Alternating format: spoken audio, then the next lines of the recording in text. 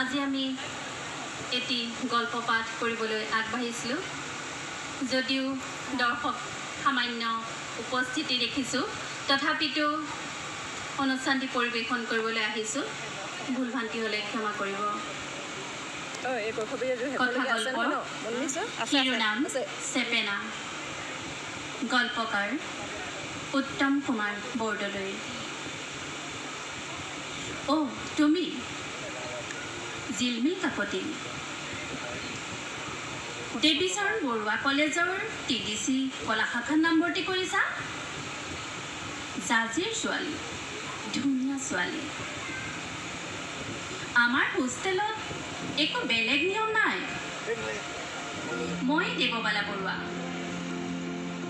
মই এই ব্যক্তিগত হোষ্টেলৰ গৰাকী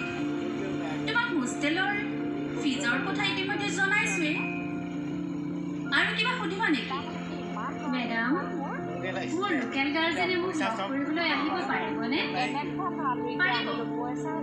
কিন্তু মই সন্তুষ্ট হ'ব পৰাকৈ তেওঁ ব্যক্তিত্ব সম্পন্ন হ'ব লাগিব কোনো খুৰাৰ ল'ৰা মামাৰ ল'ৰা পেহাৰ ল'ৰা আদি আহিবলৈ অনুমতি দিয়া নহ'ব ওলোৱা সোমোৱা সময় গধূলি 6 বজাৰ লগে লগে হোষ্টেল সোমাবহি লাগিব যদি দেৰি হৈ যায় লগে লগে গাৰ্জেন কল কৰা হ'ব মই আপোনাৰ হোষ্টেলত নাথাকোঁ কিন্তু কিয় কেতিয়াবা মোৰ অলপ পলম হ'বই কিয় মোৰ এজন ভালপোৱা ল'ৰা শনিবাৰে মই অলপ সময় দিবই লাগিব তেওঁ শনিবাৰেহে সময় পায় তেওঁ দুটা শনিবাৰে ছুটিত থাকে তাৰ মানে বেংকত চাকৰি কৰে হয় কোন বেংকত ICI বেংকত কি নাম বাৰু দেৱপল্লৱ বৰুৱা সিটো মোৰেই ল'ৰা কোনো কথা নাই তোমাক সেইটো নিয়মৰ পৰা ৰেহাই দিছোঁ তুমি মোৰ হোষ্টেলতে থাকা টাইফয়েড হৈ